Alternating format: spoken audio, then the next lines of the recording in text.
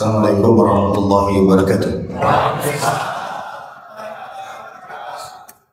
Alhamdulillah, tidak pernah berhenti kita memuji Sang Pencipta Allah.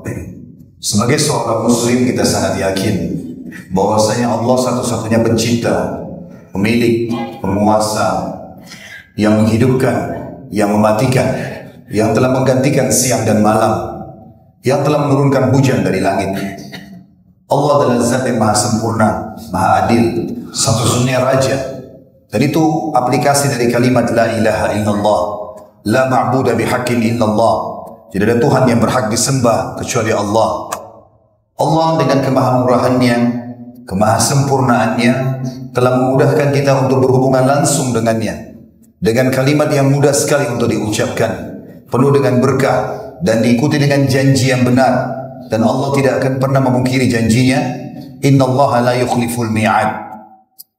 Allah telah menjanjikan dengan kalimat yang mudah diucapkan ini, semua kebutuhan kita akan dipenuhi dalam roda kehidupan di muka bumi ini. Dan kalimat itu adalah Alhamdulillah. Jadilah orang yang selalu membasahi lidah dan bibirnya dengan kalimat ini. Selanjutnya kita panjatkan salam hormat kita, penuh dengan cinta dan rindu kepada panutan semua orang beriman, manusia terbaik, manusia yang telah disempurnakan jalur nasabnya, fisiknya, ilmunya oleh Sang Pencipta Allah. Orang yang telah sukses menjadi suami, ayah, anak, sahabat, saudagar, bahkan politikus yang berhasil mendirikan negara di kota Madinah selama 10 tahun masa hijrah di Madinah di atas wahyu Al-Quran dan Sunnah.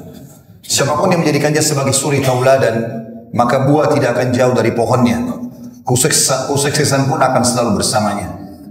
Mengucapkan satu kali salam hormat kepadanya akan dibalas oleh Allah dengan 10 kali tambahan rahmat, dan Allah jadikan sebagai ibadah. Oleh karena itu sangat wajar kalau kita selalu mengucapkan salawat dan taslim kepada Nabi besar Muhammad sallallahu alaihi wasallam. Pertama-tama saya bersyukur kepada Allah subhanahu wa ta'ala atas segala nikmat yang dilimpahkan kepada kita semua, bukan hanya saya. Dari kesehatan, kekuatan, kesempatan, umur, dan yang paling penting adalah keimanan kita.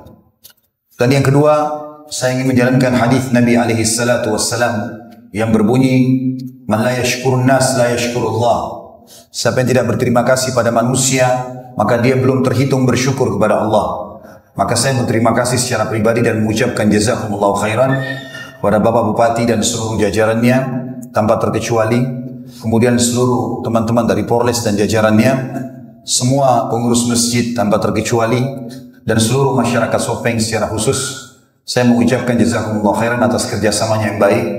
Maka saya mengajak diri saya pada kesempatan ini dan teman-teman sekalian, selama kita duduk di rumah Allah ini, kita menjadi tamunya Allah. Kita mengikhlaskan niat agar ilmu yang kita dapatkan semuanya bisa bermanfaat bagi kita. Judul kita teman-teman sekalian, Aku Muslim, suka rapi dan bersih. Mungkin ada orang bertanya, kenapa materi seperti ini dipilih sebagai materi tabligh akbar? Apakah tema ini perlu untuk dibahas? Maka pada kesempatan ini insya Allah kami akan menjawab semua itu. Materi ini saya susun setelah saya melihat hampir menjadi sebuah fenomena. Tapi bicara lingkup di Indonesia saja, kalau kita masuk ke masjid, pasti ada saja sesuatu yang akhirnya orang menilai Islam tidak suka dengan bersih dan rapi. Karena kamar mandinya kotor, karpet masjidnya kotor, penampilan muslim yang masuk kotor. Begitu juga kita kalau masuk ke rumah muslim, rumahnya tidak tertata, pakaiannya tidak rapi, kalau berbicara mulutnya bau. Dan sekian banyak fenomena yang kita temukan di masyarakat. Belum kita bicara kendaraannya, belum kita bicara hal-hal yang lainnya. Sementara dalam syariat kita, saudaraku seiman, terlalu banyak dalil syar'i dari Al-Quran, dari Sunnah, dari contoh-contoh para salafus salih tentang masalah kebersihan dan kerapian ini. Dan ini bagian daripada syariat, ibadah kepada Allah subhanahu wa ta'ala. Saya akan mulai dengan sesuatu yang rasional dalam tema kita ini. Saudaraku seiman, bukankah Allah subhanahu wa ta'ala membuat kita semuanya tanpa terkecuali suka dengan bau yang wangi? Atau ada di sini orang tidak suka dengan bau wangi? Mana? Coba angkat tangan. Hah? Kenapa masyarakat Sopeng ini senyap sekali? Apa kena materi kita siang hari? Ada yang tidak suka bau wangi? Semua suka. Itu alami. Makin wangi sesuatu, makin kita suka. Baik itu minyak wangi, baik itu makanan yang mengeluarkan bau yang sedap, kita suka dengan itu. Benar tidak? Baik. Begitu juga dengan pemandangan. Kalau misalnya kita masuk ke dalam sebuah rumah, kita temukan rumah itu rapi, bersih, tertata rapi. Kita juga suka. Taman yang rapi, kendaraan yang bersih. Kita kalau masuk ke mobil seseorang, mobilnya bersih, rapi, wangi, kita nyaman di dalam. Sisi yang lain teman-teman sekalian, Allah subhanahu wa ta'ala juga memberikan kita beberapa tanda-tanda agar kita merawat diri kita dan menjaga kebersihan. Seperti misalnya tadi, lawannya, kita kalau cium bau tidak sedap, orang kalau bicara bau mulutnya nggak enak, bau ketiaknya nggak enak, badannya kotor, atau rumahnya kotor, mobilnya kotor, kita nggak nyaman interaksi. Kita jadi tidak nyaman, ingin orang itu supaya segera selesaikan ucapannya, selesai lalu kita berpisah. Bahkan mungkin setiap terima atau ketemu sama orang tersebut, kita terima sebagai tamu. Yang teringat adalah kasus tadi. Juga teman-teman, bukankah Allah memberikan kita rasa keringat dan gerah? Kalau ada orang tetap ngotot dengan keringatnya dan gerahnya, dia nggak mau bersihkan dirinya, maka dia tidak bisa tidur, tidak nyaman, ya. Tapi coba kalau dia lagi gerah, masuk kamar mandi, dia siram badannya, mandi, pakai sampo, pakai sabun, dengan segar, sampai segar, dia akan nyaman, enak tidur, enak membaca, enak beribadah, ya. Benar gak semuanya? Baik, itu fakta lapangan. Allah subhanahu wa ta'ala berikan kita itu. Hampir dari seluruh tubuh kita ini, kalau sehari saja kita nggak rawat, ngeluarin kotoran. Mata keluar kotoran, telinga keluar kotoran, hidung ada kotorannya, mulut ada kotorannya, semua ada. Dan Islam datang menyuruh kita untuk menjaga itu semua. Allah subhanahu wa ta'ala berikan sinyal itu supaya kita bisa merawat. Bahkan dalam Islam bayangkan jenazah saja dimandikan. Jenazah itu sebentar lagi dimakan oleh belatung di tanah. Tapi kita disuruh kasih kain kafan yang bagus, berwarna putih, dimandikan, pakai daun bidara, pakai wangi-wangian. Padahal sebentar lagi mau dimakan oleh belatung. Karena bersihnya Islam. Perintah untuk itu. Teman-teman kalau baca tentang surga, coba cari dalam surah Al-Waqiah, surah Ar-Rahman, hadis-hadis Nabi tentang surga, semuanya keindahan. Taman-tamannya, ya, bidadarinya, diceritakan dengan kecantikannya, bidadarahnya dengan tampannya, ya. Sampai Allah gambarkan taman-taman itu taman-taman yang tertata dengan rapi, naungan yang melindungi dan membuat sejuk, bidadari yang seperti permata-permata, bidadara laki-laki seperti mutiara yang bertaburan. Allah gambarkan tentang buah-buahannya, pakaiannya, semuanya keindahan. Bahkan kata Nabi SAW menggambarkan tentang nikmatnya surga dan indahnya. Kalau seseorang masuk ke dalam surga, bajunya tidak akan rusak, tidak akan lapuk, tidak akan habis masa mudanya. Nggak ada lagi sakit, nggak ada meludah, nggak ada beringus. Makanan, minuman yang dikonsumsi oleh ahli surga yang tidak dibutuhkan oleh tubuhnya akan keluar dalam bentuk keringat, itu pun lebih wangi dari bau kasturi. Hadis yang lain akan didatangkan seseorang yang paling menderita di dunia, tapi orang beriman, ahli surga, didatangkan hari kiamat, lalu kemudian dicelupkan satu celupan di surga, dikeluarkan. Lalu ditanya, apa kau pernah merasa penderitaan selama ini? Pernah hidupmu susah? Dia mengatakan tidak pernah. Hilang semuanya dengan itu.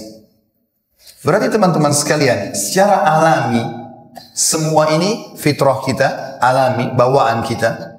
Juga apa yang Allah subhanahu wa ta'ala janjikan, semua itu sangat berhubungan sekali dengan masalah ini. Dan kita berharap tentunya setelah menyampaikan dalil-dalil syar'i dan contoh-contoh nanti ke depannya, setiap orang di antara kita sudah bisa memahami dan mengaplikasikan dalam kehidupannya. Karena ilmu itu tujuannya untuk diterima, lalu diamalkan. Kita akan mulai teman-teman sekalian dengan ayat Al-Quran. Dalam surah As-Sajdah ayat 7, Allah subhanahu wa ta'ala berfirman, A'udzu billahi minasyaitonir rajim, alladzi ahsana kulla syai'in khalaqa. Allah telah membuat bagus, indah, sempurna segala sesuatu yang Dia ciptakan. Langit, kalau kita lihat, mata kita dalam surah Al-Mulk diceritakan oleh Allah, Allah telah menciptakan langit 7 lapis. Dan setiap kali engkau memandangkan matamu ke langit, maka engkau tidak akan pernah menemukan celah kekurangannya. Kalau malam kelihatan bintang-bintangnya dengan keindahan. Kalau siang terang seperti benderang sekarang. Begitu juga dengan di bumi. Berapa banyak yang Allah ciptakan yang sangat indah. Kalau kita perhatikan harimau dengan loreng pakaiannya atau kulitnya maaf. Sampai manusia menjadikannya sebagai sebuah simbol militer. Maka kita lihat indah sekali ukiran-ukiran di kulitnya itu. Kalau tidak ada pencipta bagaimana bisa seperti itu? Rusa, ikan-ikan, dan banyak contoh-contoh yang lainnya. Mungkin yang sering kita lihat dalam keseharian ayam. Kalau ayam jantan, warna-warni. Ada orange, ada biru, ada hijau. Siapa yang menata semua itu? Allah subhanahu wa ta'ala mengatakan, aku telah menciptakan semuanya dan aku sempurnakan itu. Menunjukkan ada sesuatu keindahan yang Allah sedang titip pesan di situ. Juga dalam firman Allah yang lain, menceritakan tentang kita pribadi. Bagaimana Allah meletakkan alis seperti ini 2, mata ada bulu matanya, posisi rambut, dahi, pipi, badan, semuanya ini, dada, perut, posisi yang tepat, jari-jari yang 5, sehingga sangat indah kelihatan. Allah berfirman dalam surah At-Taghabun ayat 3. A'udzu billahi minasyaitonir rajim. Khalaqas samawati wal arda bil haqqi wa sawwarakum fa ahsana suwarakum. Artinya, Dia Allah yang telah menciptakan langit dan bumi dengan tujuan yang benar supaya kita mengenal Allah. Dia membentuk rupa kalian wahai manusia, lalu membaguskan dan menyempurnakan rupa-rupa kalian. Kita tidak bisa bayangkan teman-teman kalau kita manusia matanya cuma satu di tengah-tengah, atau hidungnya di posisi tempat kupingnya dan kupingnya di posisi pipinya, maka tidak akan seindah dan sebagus apa yang sebenarnya yang sudah Allah ciptakan seperti sekarang. Juga dalam surah Al-Kahfi ayat 7 Allah berfirman, A'udzubillahi minasyaitonir rajim, Inna ja'alna ma'alal ardi zinatan laha. Al-ayat. Sesungguhnya kata Allah, kami telah menjadikan apa yang ada di bumi sebagai perhiasan baginya. Kalau kita bisa tata taman di pekarangan rumah kita dan kita merasa indah, itu cuma sebagian kecil yang kita bisa tata.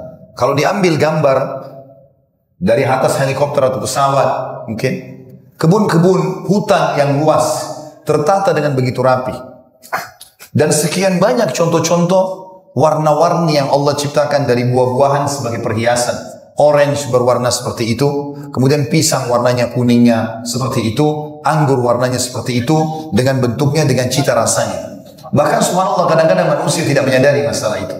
Mereka pada saat melihat seorang pelukis bisa melukis buah-buahan seperti aslinya. Misal ditata anggur, apel, mangga, pisang, lalu dia bisa lukis seperti itu.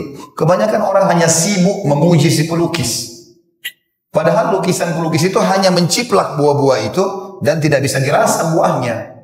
Kita lupa sesuatu yang lebih besar di depan mata kita. Pisang itu warnanya alami, kuningnya seperti itu dan sangat indah. Mungkin karena hampir tiap hari kita lihat, maka kita tidak melihat keajaiban penciptaan Allah di situ. Dengan cita rasanya, dengan lembutnya, dan sekian banyak buah-buahan dengan warna-warninya. Juga Allah menceritakan tentang langit dalam surah As-Saffat ayat 6. A'udzubillahi minasyaitonir rajim. Inna zayyana as-samaa'a ad-dunya bizinatil kawakib. Sesungguhnya kami telah menghiasi langit supaya memperindah dan dilihat dengan mata. Kami telah menghiasi langit yang terdekat dengan bumi dengan hiasan, yaitu bintang-bintang yang bergerlapan. Juga di dalam surah Al-Hijr ayat 16 Allah berfirman, A'udzubillahi minasyaitonir rajim. Wa laqad ja'alna fis samaa'i burujan wa zayyannaha lin-nadhirin. Sesungguhnya kami telah menciptakan gugusan bintang-bintang di langit dan kami telah menghiasi langit itu bagi orang-orang yang mau memandangnya.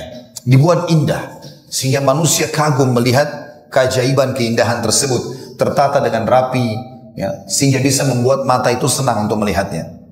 Juga dalam surah Al-Furqan ayat 61 Allah juga berfirman, A'udzubillahi minasyaitonir rajim. Tabarakalladzi ja'ala fis samai burujan wa ja'ala fiha sirajan wa qamaran munira. Maha suci Allah yang telah menjadikan di langit gugusan-gugusan bintang, dan Dia Allah menjadikan juga padanya matahari dan bulan yang bercahaya. Allah subhanahu wa ta'ala juga menjelaskan kepada kita manusia, setelah menjelaskan bumi secara umum, langit, Allah juga menyinggung kita manusia. Termasuk pakaian-pakaian yang kita gunakan. Disebutkan dalam Al-Quran, dalam surah Al-A'raf ayat 26. A'udzu billahi minasyaitonir rajim. Ya bani Adam, qad anzalna 'alaikum libasan yuwari sawatikum warisha. Wa libasut taqwa dzalika khair. Dzalika min ayatillahi la'allahum yadhakkarun. Yang artinya, hai anak Adam, sesungguhnya kami telah menurunkan kepadamu pakaian untuk menutupi auratmu dan pakaian indah untuk perhiasan. Artinya Allah buat kita suka dengan warna tertentu, dengan jenis kain tertentu, dengan bentuk tertentu, mungkin sekarang dengan merek tertentu, itu semua masuk dalamnya. Dan pakaian takwa yang menutup aurat sesuai dengan yang Allah perintahkan, itu yang paling baik. Yang demikian itu adalah sebagian dari tanda-tanda kekuasaan Allah. Mudah-mudahan mereka selalu ingat. Jadi pakaian kita saja dan kita merasa nyaman dengan pakaian tersebut, indah kita melihatnya, orang lain juga melihat indah, tanda-tanda kekuasaan Allah Subhanahu wa taala. Ini bagian dari syariat. Juga Allah Subhanahu wa taala menyuruh kita untuk menikmati pakaian yang bagus, makanan dan minuman yang sehat dan berkualitas. Bahkan setiap kali ke masjid, rumah Allah disuruh menggunakan pakaian terbaik. Allah sebutkan dalam surah Al-A'raf ayat 31 sampai 32. A'udzu billahi minasyaitonir rajim. Ya bani Adam, khudhu zinatakum 'inda kulli masjidin wa kulu washrabu wa la tusrifu. Innahu la yuhibbul musrifin. Qul man harrama zinatallahi allati akhraja li'ibadihi wat-tayyibati minar rizq. Qul hiya lil ladzina amanu fil hayatid dunya khalisatan yaumal qiyamah. Kadzalika nufassilul ayati liqaumin ya'lamun. Hai anak Adam, pakailah pakaianmu yang indah. Garis bawahi kalimat ini. Ini firman Allah, kekal dibaca oleh yang beriman sampai hari kiamat. Hai anak Adam, pakailah pakaianmu yang paling indah di setiap memasuki masjid. Makan dan minumlah dan jangan berlebih-lebihan. Sesungguhnya Allah tidak menyukai orang yang berlebih-lebihan. Katakanlah hai Muhammad kepada orang-orang kafir itu, siapakah yang mengharamkan perhiasan dari Allah yang telah Dia keluarkan untuk hamba-hambanya, dan siapa pula yang mengharamkan rezeki yang baik. Artinya Nabi Muhammad SAW disuruh katakan kepada orang-orang Quraisy yang mengatakan bahwasanya orang beriman itu jadi susah hidupnya, orang beriman itu jadi kotor dan seterusnya. Katakan kepada mereka, mana buktinya? Allah nggak pernah mengharamkan bagi orang beriman untuk berpenampilan yang bersih, yang rapi, memiliki prestasi dunia yang tertinggi. Islam menyuruh kita menjadi orang yang sempurna. Baik itu dari sisi penataan diri kita, perawatannya, begitu juga dengan mendapat prestasi dunia dari, kalau zaman sekarang titel akademik, prestasi jabatan, pendapatan yang halal, semuanya dibolehkan. Islam tidak pernah membatasi harta. Islam hanya memberikan sebuah syarat pensucian harta, yaitu zakat. Dan zakat juga hanya setahun sekali dari harta dan cuma 2,5% saja. Dan dikatakan, katakanlah hai Muhammad, semua itu disediakan untuk orang-orang beriman dalam kehidupan dunia. Dan khusus buat mereka nanti, pakaian, makanan, minuman, kenikmatan, istana yang mewah, segala macam, di akhirat, di hari kiamat. Karena orang kafir hanya menikmati di dunia, di akhirat mereka tidak akan dapat itu. Demikianlah kami menjelaskan ayat-ayat kami bagi orang-orang yang mau mengetahuinya. Juga Allah Subhanahu wa taala menyebutkan tentang hewan-hewan tunggangan, kuda, ya, atau yang lainnya. Mungkin ada juga orang memelihara hewan ternak, maka ada keindahan tersendiri yang mereka nikmati di situ. Dan memang Allah sebutkan di dalam Al-Quran juga sama. Firman Allah kekal dalam Al-Quran. Allah sebutkan dalam surah An-Nahl ayat 5 sampai ayat 8. A'udzu billahi minasyaitonir rajim. Wal an'ama khalaqaha lakum fiha dif'un wa manafi'u wa minha ta'kulun. Wa lakum fiha jamalun hina turihuna wa hina tasrahun. Wa tahmilu athqalakum ila baladin lam takunu balighihi illa bishikkil anfus. Inna rabbakum la raufur rahim. Wal khayla wal bighala wal hamira litarkabuha wa zina wa yakhluqu ma la ta'lamun. Yang artinya, dan Dia Allah juga satu-satunya yang telah menciptakan binatang ternak untuk kalian. Sapi, kambing, ayam, ya, unta, hewan-hewan yang biasa diternak. Padanya ada bulu yang menghangatkan dan berbagai manfaat. Bulunya kalau diambil domba atau sapi, mungkin teman-teman juga sudah tahu masalah itu, bisa dijadikan sebagai jaket, tas, dan segala macam sepatu dan seterusnya. Dan sebagian dagingnya kalian makan, atau sebagian juga kalian makan. Ada yang kalian jadikan sebagai hewan ternak, ada yang kalian ambil kulitnya, ada yang kalian peras susunya, ada yang kalian makan dagingnya. Dan kamu memperoleh pandangan yang indah padanya ketika kamu membawanya kembali ke kandang dan ketika kamu melepaskannya ke tempat gembalaan. Dan hewan-hewan itu bisa memikul beban-bebanmu, barang-barangmu ke suatu negeri yang kamu tidak sanggup mencapainya, melainkan dengan kesukaran yang memayahkan diri. Seperti orang naik gunung, menukik, orang pakai kuda, ya. Orang pakai hewan-hewan di Timur Tengah menggunakan keledai. Lalu Allah mengatakan, sesungguhnya Rabbmu, penciptamu, hai manusia, benar-benar maha pengasih, lagi maha penyayang. Dan dia telah menciptakan kuda. Bighal ini perkawinan antara kuda sama keledai. Biasanya di daerah-daerah tertentu digunakan untuk kendaraan raja di dalam istana. Ya, modelnya atau bentuknya lebih indah dari kuda, tapi dia lebih pendek dari kuda. Dan juga keledai, agar kamu menungganginya. Tentu keledai nggak ada kita di Indonesia ya. Keledai ada di daerah Timur Tengah. Keledai lebih kecil lagi dari kuda dan bighal, tapi badannya lebih kuat. Biasanya digunakan untuk naik ke atas gunung-gunung batu atau perjalanan jauh. Semua itu agar kalian menungganginya dan menjadikannya perhiasan. Menikmati hewan-hewan itu. Dan Allah menciptakan apa yang tidak kamu ketahui.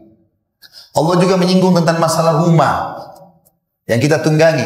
Allah menyuruh kita menggunakan rumah yang baik, rumah yang bersih, yang rapi, semampunya.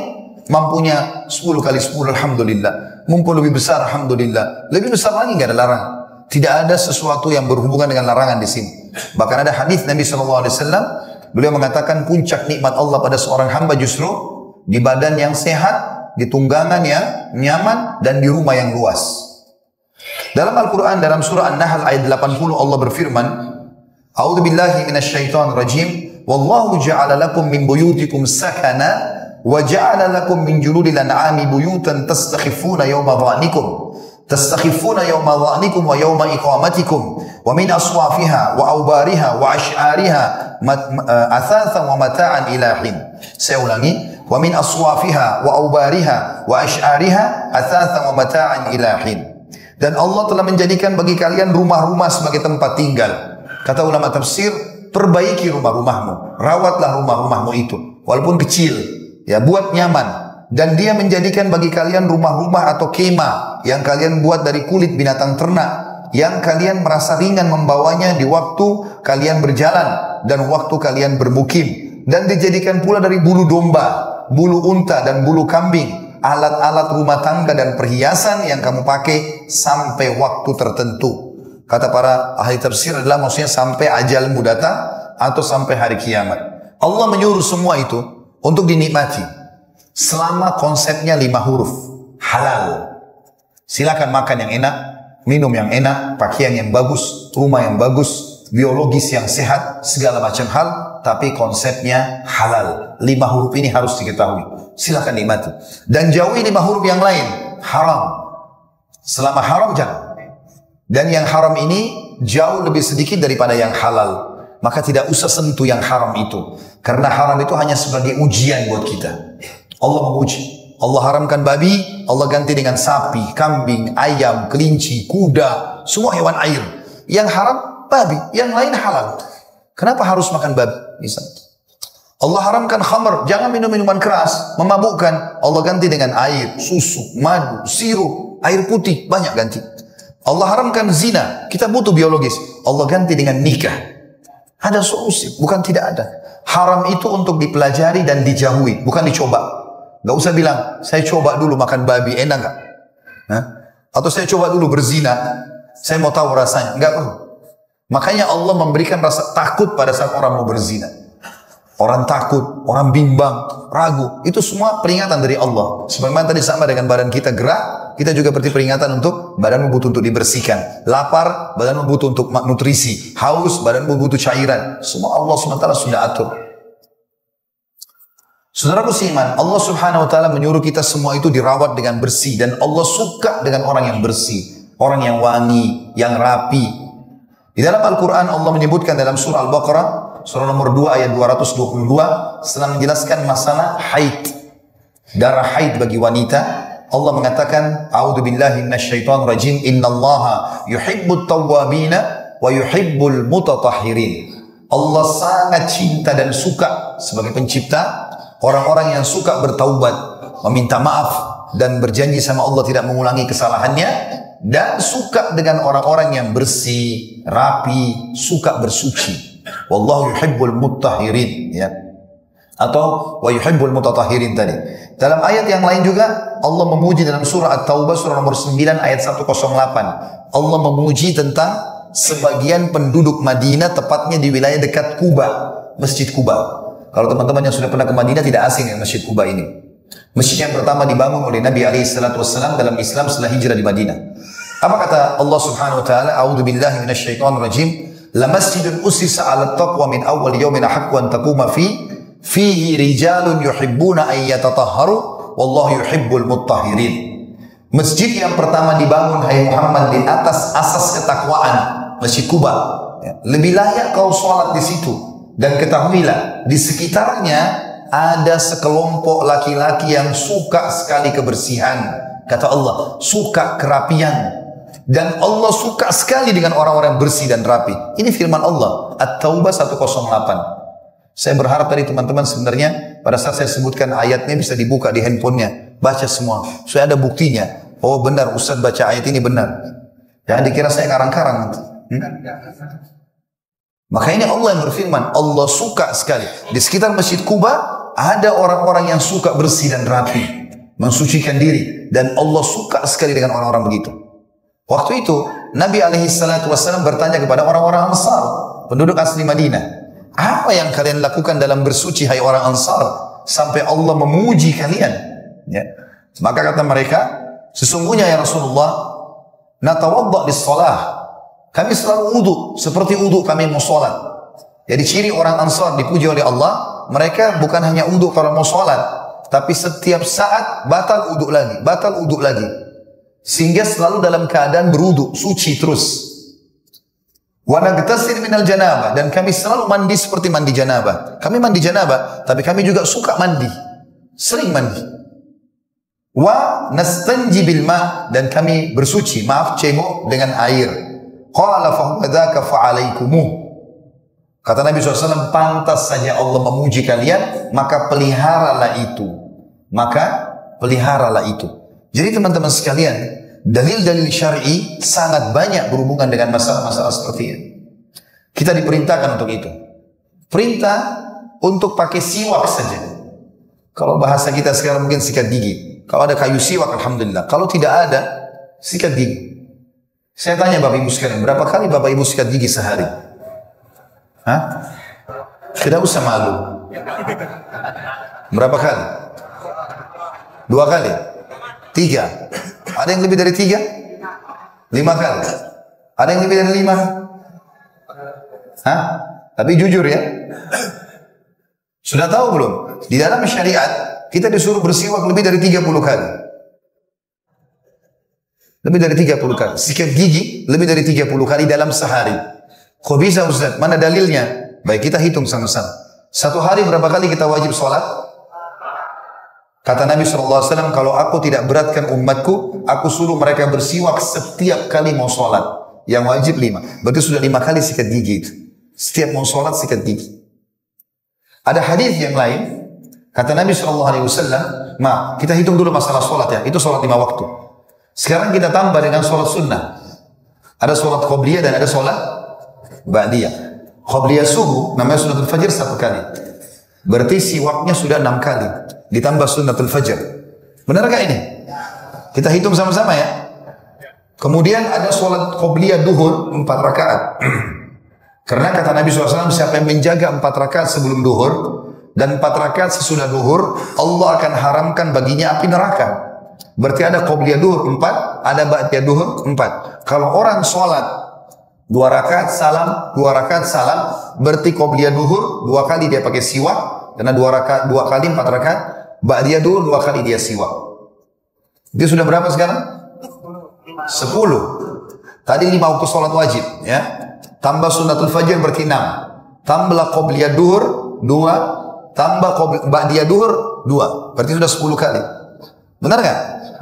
Baik. Qobliyah asar ada 4 rakaat. Kata Nabi SAW, rahimahullahu mri'in hafidha 4 rakaatin qabla asar. Semoga Allah merahmati seorang hamba yang menjaga 4 rakaat sebelum asar. Berarti 2 kali bersiwak, 2 rakaat salam, 2 rakaat salam. Itu sudah 12 kali. Ada qobliyah maghrib, ada ba'diyah maghrib, 2 rakaat. Berarti sudah tambah 2 lagi, 14 kali.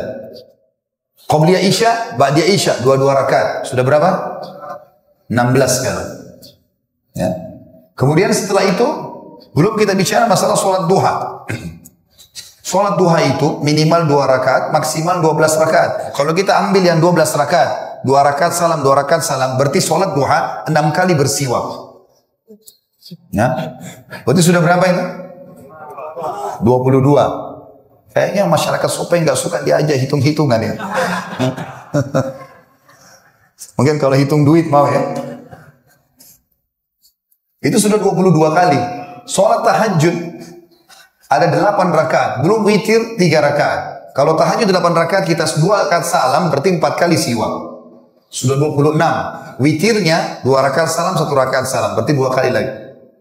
Jadi berapa? 28 kali. Kan tadi Ustaz bilang 30 kali lebih. Ya, ada tahiyat masjid. Ada sholat taubat. Ya. Ya kan? Ada sholat sunnah wudu. Hah? Ada semua. Ini kalau kita tambah 3, saya sudah 3 kali. 28 tambah 3 berapa? 31. Hah? Itu baru kita bicara masalah sholat. Belum ada riwayat yang berbunyi kata Nabi SAW, kalau saya tidak beratkan umatku, saya suruh mereka bersiwak setiap kali mau wudu. Berarti sebelum wudu siwak, pada saat mau sholat siwak. Bayangkan aja kalau setiap mau sholat tadi kita wudu, berapa kali kita siwak?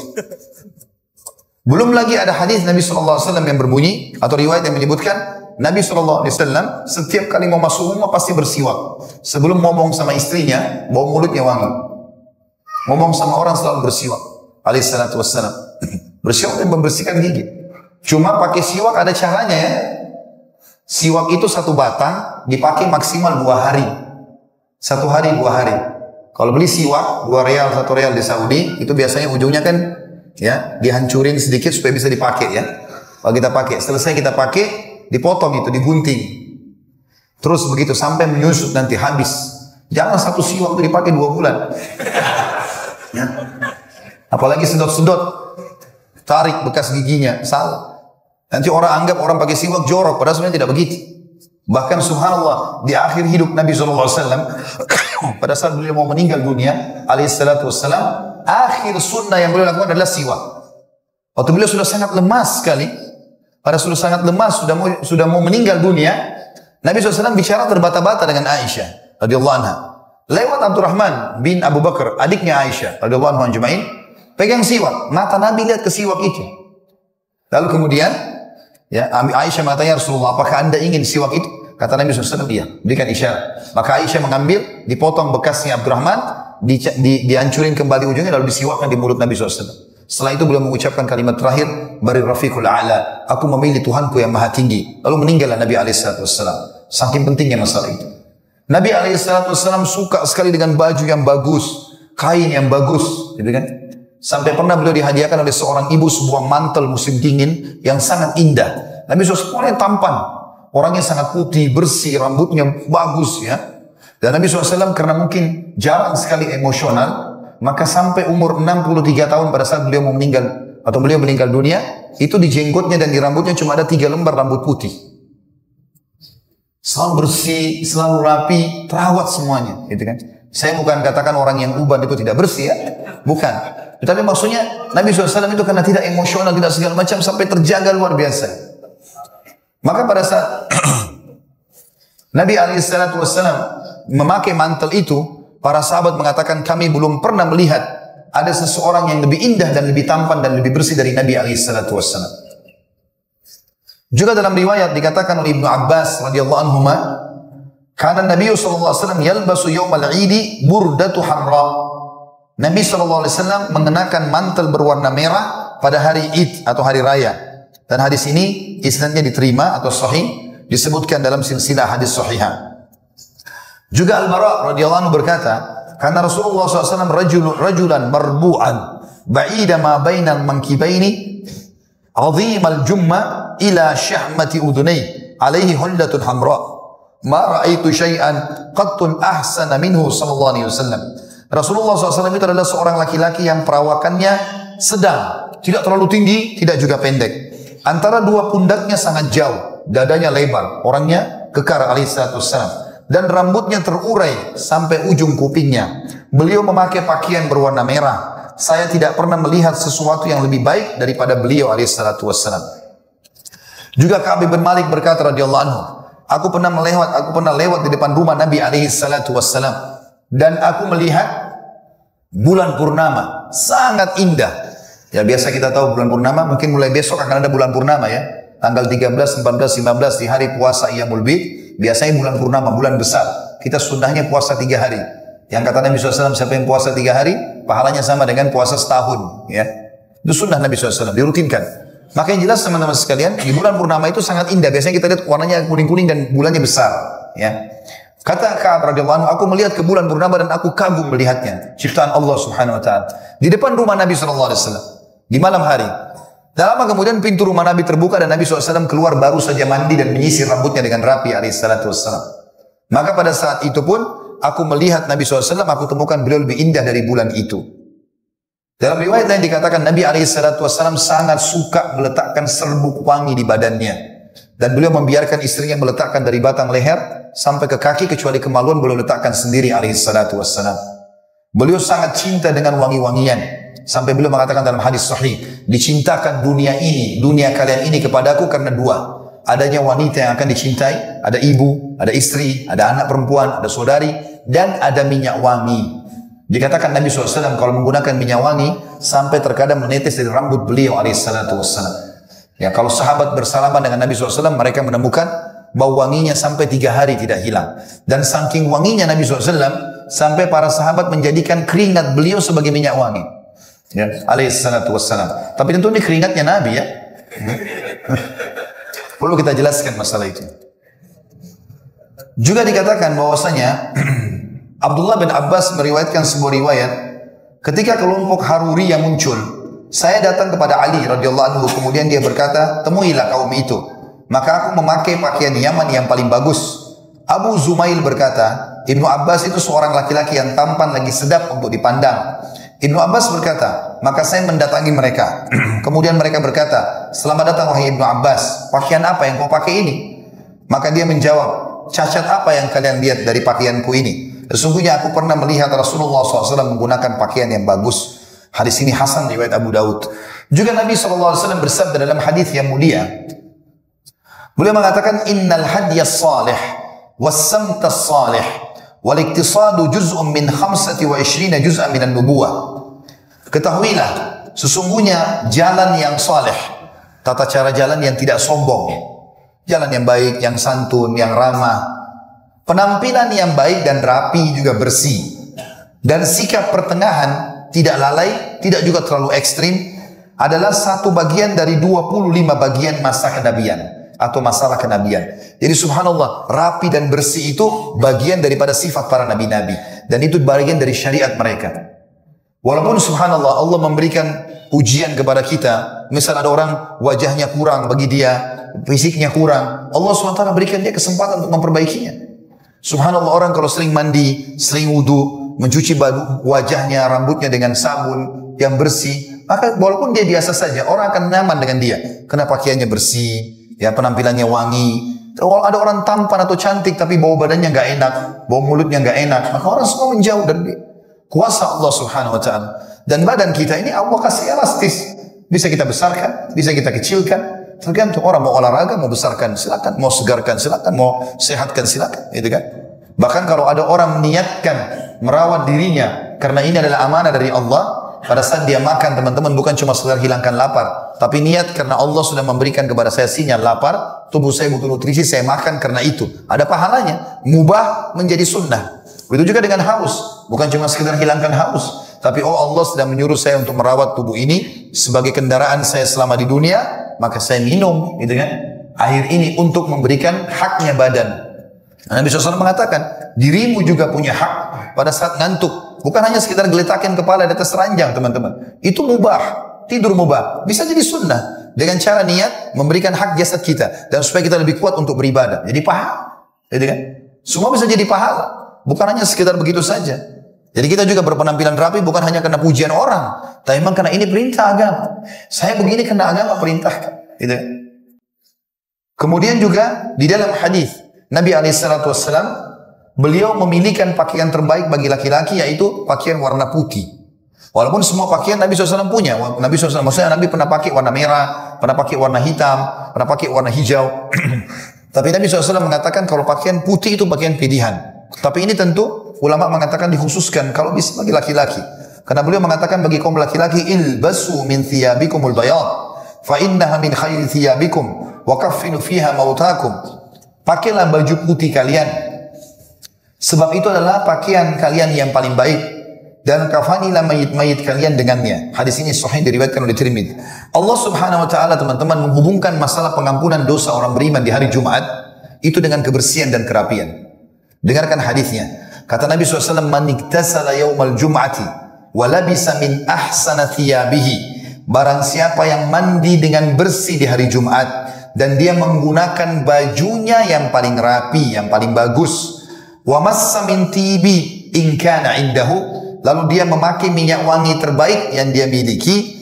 Thumma atal jum'ata falam yatakhatta a'nakan nas, lalu dia hadir di hari Jumat di masjid tanpa dia melewati leher-leher orang.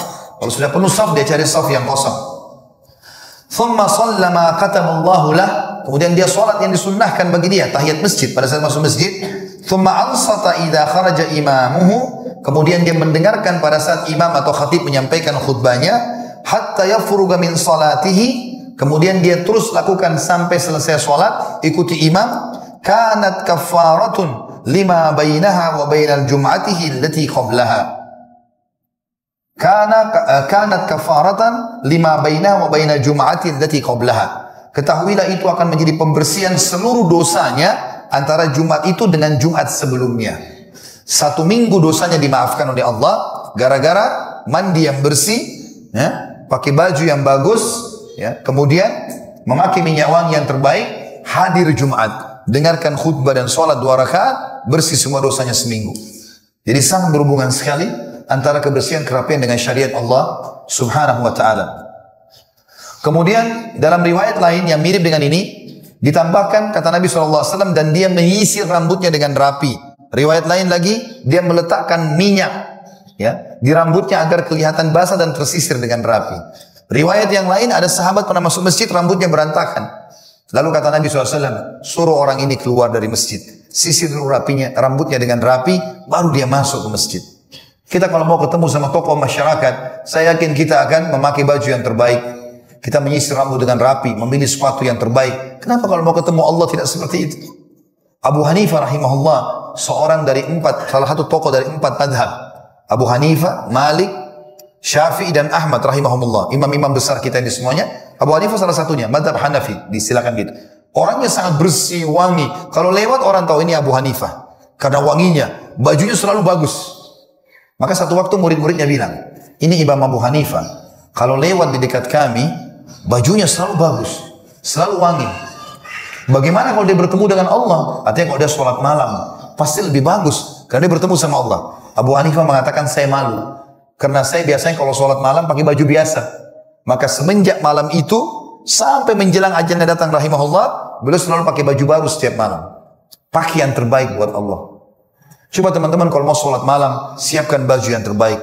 Mau ke masjid, baju yang terbaik. Sejadahnya dicuci, bersih. Ini 2 tahun dah dicuci-cuci. Kalau sujud muncul jerawat di dahinya. Karena nggak pernah dicuci. Ya. Masjid-masjid teman-teman, kalau kita mampir ke rumah Allah, jangan cuma tahu hina. Banyak orang begitu masuk masjid, karpetnya kotor. Masuk di kamar mandi kotor. Oh, masjid itu kotor. Dia hina rumahnya Allah. Padahal ada hikmah di situ. Allah buat kita mampir di situ. Seperti Allah nanti dipesan, ini rumahku butuh dirawat. Peranmu apa? Bukan menghina. Bahkan ada orang begitu tinggalkan masjid, dia sampaikan kepada temannya, kau mau mana? Mau ke mana? Saya mau sholat. Di masjid mana? Oh jangan, itu kotor masjid. Orang kalau bertamu di rumah kita, lalu orang mengatakan rumahnya kotor, kita nggak enak. Apalagi rumahnya Allah Subhanahu Wa Taala. Ya akhi dan ukhti, berapa biayanya laundrykan karpetnya masjid? Berapa biaya keran air yang orang bisa pakai wudhu kita panen pahala? 50.000, 100.000? Kenapa antum nggak ganti? Berapa biayanya bersihkan toilet, kamar mandi? Ajak teman-teman antum berapa orang datang ke masjid hari libur, hari Ahad, kita kerja bakti bersihkan masjid. Gosok bersihkan rumahnya Allah Subhanahu Wa Taala. Atau ganti klosetnya, ganti keramiknya. Berapa luas kamar mandi masjid? 5x5? 10x10? Berapa tahun orang pakai ibadah? Berapa banyak pahala yang kita dapatkan? Maka kita mestinya punya andil, bukan cuma tahu menghina teman-teman sekalian. Ya? Buat suasana masjid nyaman, dingin, sejuk, wangi, gitu kan? Semprotkan minyak wangi di sejadah-sejadah itu. Biar imamnya sujud enak, makmumnya sujud enak. Antum kantongin minyak wangi, setiap kali mau sujud, selalu bubuhi di depan kita. Kita dengan di sebelah, orang di sebelah minimal 2-3 orang. Atau kantongin minyak wangi, pakai minyak wangi kalau mau sholat. Berikan kepada orang-orang di sebelah pakai. Biar dia menghadap Allah juga wangi. Itu yang kita lakukan. Ini perintah dalam syariat Allah Subhanahu Wa Taala. Di dalam riwayat lain, Aisyah berkata radhiyallahu anha, "Kana nasu yantabuna al-jum'ata min manazilihim min al-awali fayatuna fil aba'i wa yusibuhumul ghubar fatakhruju minhum ar-rih fa'ata Rasulullah sallallahu alaihi wasallam insanun minhum wa huwa indi faqala Rasulullah sallallahu alaihi wasallam law annakum tatatahharun li yaumikum hadha." Orang-orang pada menuju ke masjid di hari Jumat di Madinah berbondong-bondong menuju ke masjid Nabi sallallahu alaihi wasallam dari tempat-tempat tinggal mereka di daerah Awali. Awali ini di pinggiran kota Madinah. Mereka datang dengan memakai gamis mereka dan terkena debu dan kena jauh jalan kaki mereka keringatan sehingga menimbulkan bau yang kurang sedap. Salah seorang dari orang-orang itu datang menemui Nabi sallallahu alaihi wasallam. Kemudian Nabi SAW menemui bau busuk itu. Maka beliau mengatakan dengan kalimat yang santun. Ini termasuk adab kalau kita mau singgung orang dengan kalimat yang baik. Nabi SAW mengatakan alangkah baiknya kalau kalian ini bersuci untuk hari kalian ini. Hadis ini diriwayatkan Bukhari Muslim. Artinya Nabi SAW mengatakan kenapa kalian kalau sudah keringat tidak coba kering, dinginkan, lap, mandi kembali. Saya sarankan teman-teman jadi pengurus masjid, usahakan di masjid juga seperti masjid kita ini, saya tidak tahu di sini.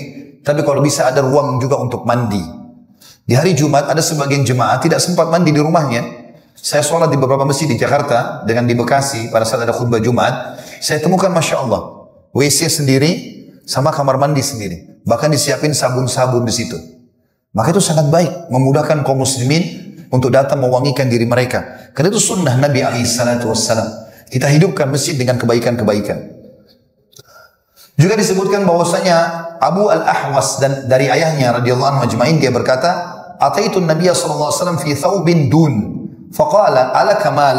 Qala, "Na'am." Qala, "Min ayyi mal?" Qala, "Qad atani Allah min al-ibli wal ghanami wal khayli wal raqiq."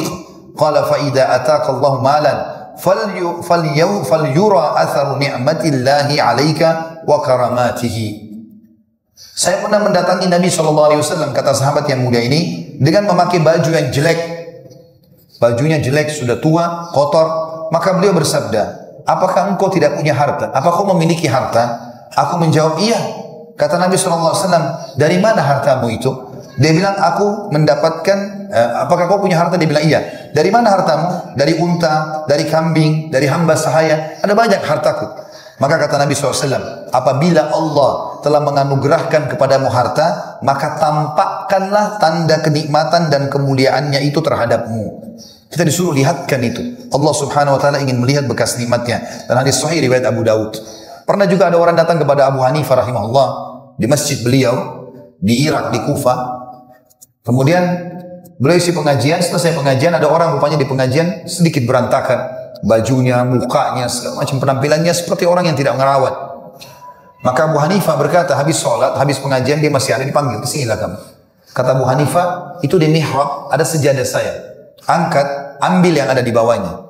Maka orang itu datang, diangkat sejadah, rupanya ada satu kantong, isinya berapa dirham gitu, uang. Kata dia, "Ini imam." Kata Abu Hanifah, "Ambillah, perbaiki keadaanmu." Kata dia, "Saya orang kaya imam." Abu Hanifah kaget, "Kau orang kaya?" Dia bilang, "Iya." "Kalau begitu mana kau dari bekas nikmatnya Allah? Kenapa kau pakai baju begini?" Kenapa tidak berpenampilan yang bersih, yang rapi, menunjukkan nikmatnya Allah? Yang penting teman-teman ingat, halal dan jangan mubadzir. Tidak boleh juga berlebihan. Di dalam Islam ada doa khusus kalau orang pakai baju baru. Ya, kita disuruh berdoa kalau pakai baju baru. Allahumma inni as'aluka khairahu wa khaira ma suni'a lahu wa a'udzubika min syarrihi wa syarri ma suni'a lahu. Ya Allah, aku minta kebaikannya dan kebaikan yang ada padanya, dari bahan-bahannya, supaya juga kalau orang lihat jadi nyaman, dan aku berlindung kepadamu dari keburukan dan keburukan bahan-bahannya atau penampilannya. Orang nanti kalau lihat, ya, jangan sampai buruk. Begitu. Dan kita kalau lihat teman kita pakai baju baru, ada dua riwayat yang sahih. Yang pertama, tubli wa yukhlifullah. Semoga kau pakai baju ini selamanya, maksudnya selalu ada baik sama kamu, tidak rusak. Dan kalaupun kau sudah bosan, Allah gantikan untuk kamu. Itu doa untuk saudara kita yang pakai baju baru. Juga ada doa yang lain, ilbis jadidan, wa ish hamidan, wa mut syahidan. Selalulah kau pakai baju baru. Semoga hidupmu bahagia, dan semoga pada saat kau mati syahid. Motivasi yang sangat besar untuk menggunakan pakaian bersih, rapi, berpenampilan yang baik. Juga dikatakan di dalam riwayat, hadis ini diriwayatkan oleh Abu Daud dengan sanad sahih juga An-Nasai. Jabir bin Abdullah radhiyallahu anhu berkata, "Atana Rasulullah SAW fara'a rajulan sya'ithan qad tafarraqa sya'ruhu faqala ama kana yajidu hadha ma yusakkinu bihi sya'rah wa ra'a rajulan akhar wa alayhi thiyabun wasikhah faqala ama kana hadha yajidu ma'an yaghsilu bihi thawbah."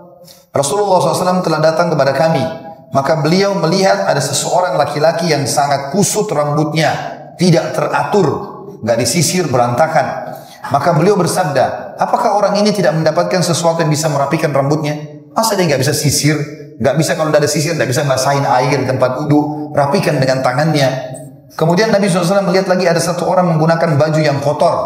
Maka beliau bersabda, apakah dia tidak mendapatkan air untuk mencuci bajunya? Orang ini nggak punya air sampai tidak bisa cuci baju, harus kotor-kotor.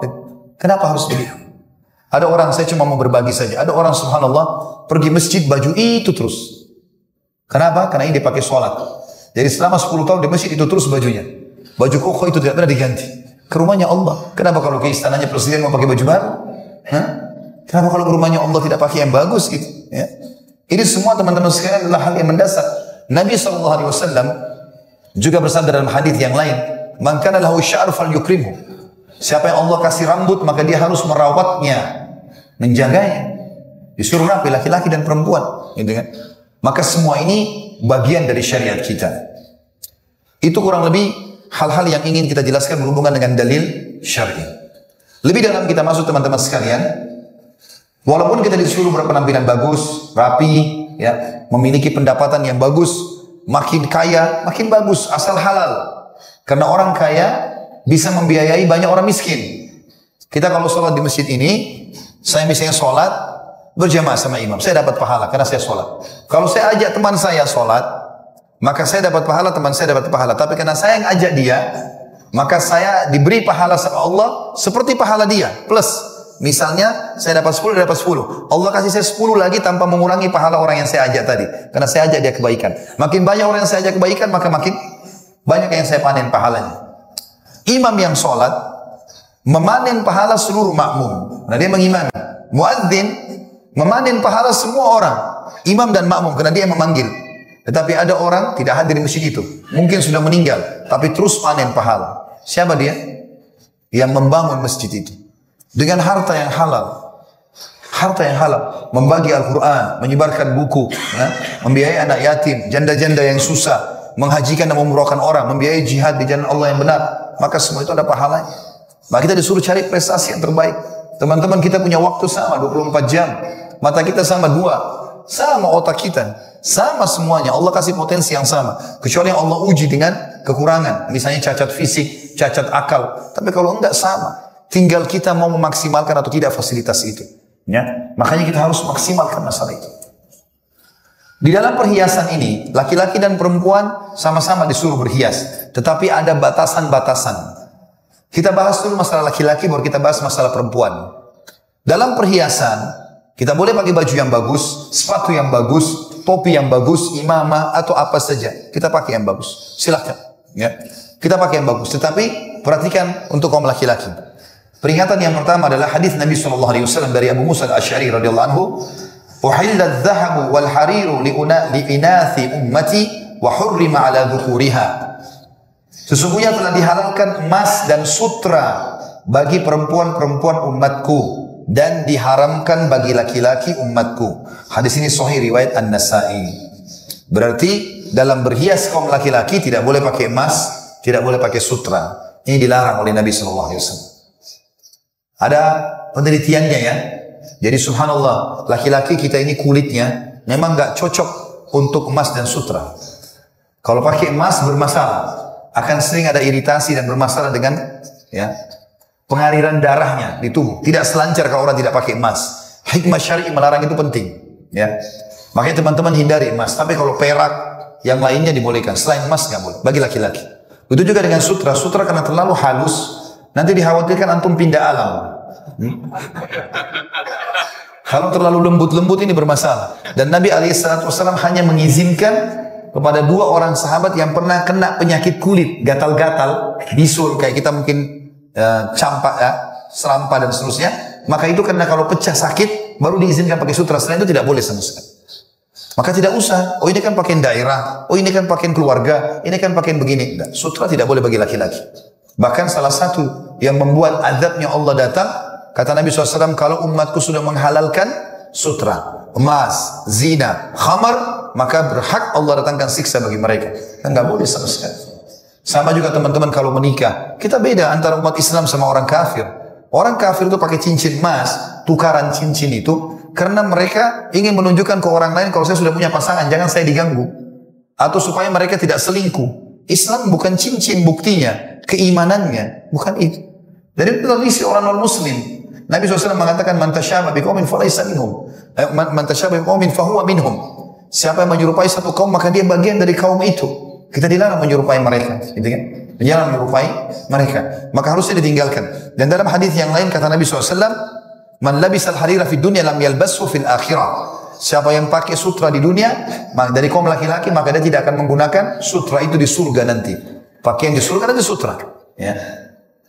Dan kita harus tahu laki-laki teman-teman, kulit kita beda dengan perempuan. Memang saya sama teman-teman semua di sini laki-laki, kulit kita ini sudah Allah siapkan memang untuk matahari, untuk hujan. Tugas kita di luar, sholat berjamaah di masjid, jihad, cari nafkah. Udah biasa. Antum nggak butuh hand body, nggak butuh sunblock, nggak butuh ini dan itu. Kita sudah biasa laki-laki. Perempuan beda, memang sensitif. Makanya kalau keluar sedikit merah, nanti ada ini, nanti ada itu, biasa. Alamnya memang di rumah, beda perempuan, gitu kan. Maka jangan disamakan. Jadi kita tidak usah, jangan menyerupai kaum wanita. Nah kita dilarang sekali menyerupai kaum wanita. Jadi boleh berhias tapi dengan cara kita. Abdullah bin Abbas radhiyallahu anhu pernah berkata, "Aku suka sekali berdandan untuk istriku, sebagaimana aku suka dia berdandan untukku, tapi ala laki-laki." Jadi misal kita bilang sama istri, kira-kira baju apa yang kamu suka? Warna apa yang kamu suka? Celana seperti apa yang kamu suka? Minyak wangi apa yang kamu suka? Boleh, kita pakai sesuatu yang dia suka, gitu kan? Sebagaimana kita juga suruh dia pakai pakaian yang kita suka dari kaum wanita. Seperti itulah. Jadi masing-masing dengan alamnya sendiri. Ya. Kemudian juga Aisyah berkata, istri Nabi SAW, "Dakhala alayya Rasulullah SAW fara'a fi yadayya fatakhatin min warikin. Faqal, ma hadha ya Aisyah? Faqultu sana'tuhunna atazayyanu laka ya Rasulullah. Qala atu'addina zakatahunna? Qultu la. Awa ma sya'." Ya, dikatakan aw ma sya' Allah. Qala huwa hasbuki minan nar. Rasulullah SAW pernah mengunjungi rumahku, kata Aisyah radhiyallahu anha, maka beliau melihat di tanganku terdapat beberapa cincin dari perak. Maka beliau bertanya, "Apa ini wahai Aisyah?" Nanti tidak biasanya kau gunakan cincin perak ini. Ya, maka Aisyah mengatakan, "Aku membikinnya untuk berhias bagimu wahai Rasulullah, agar aku indah depan mata anda kalau anda suka." Kata Nabi SAW, "Kau keluarkan zakatnya enggak?" Karena emas sama perak ada zakatnya. Aisyah mengatakan tidak. Ya. Maka Nabi SAW mengatakan, "Itu cukup bagimu menjadi penyebab engkau masuk ke neraka." Hadis ini diriwayatkan oleh Abu Daud dan juga disebutkan Darqutni dan Al-Hakim. Artinya kata ulama dibolehkan para wanita berhias dengan hiasan ini. Tapi tentu ada batasannya kalau sudah menikah, ya perhiasan ini untuk suaminya, ya. Nanti akan kita jelaskan di masalah perempuan ya. Sekarang kita bahas masalah laki-laki dulu. Juga disebutkan dalam hadis yang lain Ummu Aisyah, Ummu Mukminin Aisyah berkata, Raja Najasyi telah menghadiahkan perhiasan kepada Rasulullah SAW. Di dalamnya terdapat sebuah lingkaran cincin dari emas yang dihiasi dengan batu permata Habasya atau dari Ethiopia. Kemudian beliau mengambilnya dengan sebatang kayu karena dia tidak menyukainya, atau mengambilnya dengan sebagian jari beliau. Kemudian memanggil cucu perempuannya yang bernama Umamah binti Abul As. Kemudian beliau bersabda kepada cucunya, pakailah ini. Dan hadis ini hadis sahih riwayat Bukhari Muslim. Artinya Nabi SAW, hadis ini sahih riwayat Abu Daud. Artinya Nabi SAW tidak menggunakan emas tersebut karena memang dilarang di dalam syariat. Juga disebutkan Abu Hurairah berkata bahwa Nabi SAW melarang kami memakai cincin emas. Hadis ini diriwayatkan Imam Bukhari Muslim, dan sekian banyak dalil-dalil yang berhubungan dengan masalah hal tersebut. Ya. Di antaranya saya tutup dengan ini dalil tentang emas, ya. Larangan yang pertama tadi emas dan sutra ini atau masalah emas dulu karena ini dipisahkan. Ya. Masalah emas adalah hadis yang terakhir bahwa Rasulullah SAW pernah melihat cincin dari emas di tangan seseorang laki-laki. Kemudian beliau melepasnya dan membuangnya. Nah, jadi laki-laki sahabat pakai cincin dicabut oleh Nabi, dibuang cincin emas. Maka kemudian beliau bersabda, salah seorang di antara kalian sengaja bersegera mengambil bara api dari neraka, kemudian meletakkannya di tangannya. Maka dikatakan kepada orang tadi setelah Rasulullah SAW pergi, ambil aja cincinmu dan manfaatkan. Artinya jual, ambil uangnya. Maka orang itu menjawab, tidak demi Allah, selamanya saya tidak akan pernah mengambilnya, karena sungguhnya Rasulullah SAW yang telah membuangnya. Hadis ini riwayat Imam Muslim. Ini berhubungan dengan masalah emasnya. Masalah sutra, ada dalil-dalil, beberapa dalil yang perlu saya tambahkan. Dikatakan bahwasanya Ibnu Umar berkata bahwasanya Umar bin Khattab telah melihat pakaian dari kain yang bergaris sutra di pintu masjid. Lalu dia berkata, wahai Rasulullah, jika anda berkenan, belilah pakaian ini untuk anda gunakan menemui orang-orang di hari Jumat dan menemui utusan-utusan apabila mereka datang kepada anda. Maka beliau bersabda sallallahu alaihi wasallam, yang memakai ini hanyalah orang-orang yang tidak mendapatkan bagian di akhirat. Hadis ini diriwayatkan oleh Tirmidzi, atau hadis ini diriwayatkan oleh Bukhari Muslim dengan sanad sahih. Kemudian termasuk hal yang mendasar yang laki-laki harus pahami adalah tidak boleh menggunakan pakaian kalau hanya untuk sombong-sombongan, ya, berbangga-bangga. Disebutkan dalam sebuah riwayat, dan hadis ini sahih diriwayatkan oleh hadis ini hasan diriwayatkan Abu Daud dan Ibnu Majah. Rasulullah SAW bersabda, barang siapa yang memakai baju kebesaran di dunia, man labisa thawba syuhrati fid dunya, albasahu Allahu thawba mazallatin yaumal qiyamah, thumma alhaba fihi nara. Barang siapa yang memakai baju kebesaran di dunia, maka Allah akan memakaikan paginya pakaian kehinaan pada hari kiamat. Kemudian Allah menyalakan padanya api neraka. Itu yang ketiga. Yang keempat, tidak boleh menyerupai pakaiannya orang kafir. Kalau itu khasnya orang kafir. Beda kalau itu diumum dipakai oleh umat Islam dan orang kafir. Ya, seperti kemeja misalnya orang semua pakai. Tapi kalau ada pakaian khasnya orang kafir, maka enggak boleh sama sekali kita serupai. Sebagaimana sabda Nabi SAW, man tashabbaha biqaumin fahuwa minhum. Barang siapa menyerupai satu kaum, maka dia termasuk dari kebaikan, dalam kebaikan dan dosa. Maka dia akan menyerupai kaum tersebut dalam kebaikan atau dosa. Artinya kalau mereka buat dosa, maka akan dapat dosa. Kalau kebaikan, maka dia juga akan dapat kebaikan. Hadis ini diriwayatkan oleh Abu Daud dengan sanad hasan sahih. Juga tidak boleh laki-laki memakai baju yang menyerupai perempuan, apapun itu sifatnya, baik warnanya ataupun bentuknya. Sebagaimana riwayat Ibnu Abbas radhiyallahu anhu, beliau berkata, la'ana Rasulullah SAW mutasyabbihina minar rijali bin nisa wal mutasyabbihati minan nisa'i bir rijal. Rasulullah SAW melaknat laki-laki yang menyerupai perempuan dan perempuan yang menyerupai laki-laki. Hadis ini sahih riwayat Bukhari, Abu Daud dan juga Tirmidzi. Jadi apapun yang merupakan khasnya perempuan tidak boleh sama sekali dipakai oleh laki-laki. Bahkan ulama mengatakan dari hadis ini diambil pelajaran tidak boleh menyerupai wanita dalam hal apapun, berjalan, berbicara, menoleh, menyisir rambut dan segala macam hal. Juga dalam riwayat Abu Hurairah dikatakan anna Rasulullah SAW la'anal mar'ata tashabbaha birrijal war rajulu yatashabbahu bin nisa. Bahwa Rasulullah SAW melaknat, mendoakan diangkat berkah hidupnya, ya, perempuan yang menyerupai laki-laki dan laki-laki yang menyerupai perempuan. Hadis ini diriwayatkan oleh Abu Daud juga Ibnu Majah. Kemudian yang keenam, mencukur jenggot. Dianjurkan agar membiarkan jenggot. Karena ini bagian daripada syariat sesuai dengan sabda Nabi SAW. Dalam hadis yang sahih riwayat Bukhari Muslim, inhaqus syawariba wa a'ful liha. Potonglah habis kumis kalian dan panjangkanlah jenggot kalian. Kalau Allah biarkan tumbuh, biarkan saja tumbuh. Kalau ada orang menganggap jenggot itu kejelekan, itu salah faham dia. Karena belum faham saja. Sampai Aisyah berkata, anha tidak ada perbedaan dasar laki-laki dan perempuan kecuali pada jenggotnya. Jadi ini mungkin karena orang belum terbiasa. Kecuali memang tidak tumbuh yang lain. Kalau tumbuh dipelihara saja. Sunnah Nabi. Apa ruginya gitu? Baik itu tentang masalah laki-laki harusnya untuk menjaga tidak isbal, ya, atau tidak menutup mata kakinya. Ini juga termasuk adab dalam pakaian. Sebagaimana disebutkan di dalam banyak riwayat. Di antaranya adalah dari Al-Ala bin Abdurrahman, dari bapaknya dia berkata, "Qultu li Abi Sa'id, hal sami'ta min Rasulillah SAW syai'an fil izar?" Aku berkata kepada Abu Sa'id, apakah Anda mendengar sesuatu penyampaian Nabi tentang pakaian? Qala na'am. Beliau berkata, iya. Sami'tu Rasulullah SAW yaqul izratul mu'min ila insafi saqai. Sesungguhnya pakaian terbaiknya orang muslim laki-laki adalah sampai ke betisnya. La junaha alaihi ma bainahu wa bainal ka'bain, dan tidak ada larangan kalau dia membiarkan antara mata kakinya dengan betisnya. Wa ma asfala minal ka'bain finnar yaqulu thalathan, dan kalau ada yang memakai sampai di bawah mata kaki maka bisa kena ancaman neraka. Dikatakan 3 kali oleh Abu Sa'id. Beliau mengatakan la yanzurullahu illa man jarra izara batra. Kalau ada yang sengaja memang melihat menggunakan pakaian tersebut ya dengan sombong, maka Allah tidak akan melihatnya pada hari kiamat. Dan ini juga bagian daripada pakaian dan adab laki-laki. Sekarang kita masuk teman-teman ke masalah perempuan.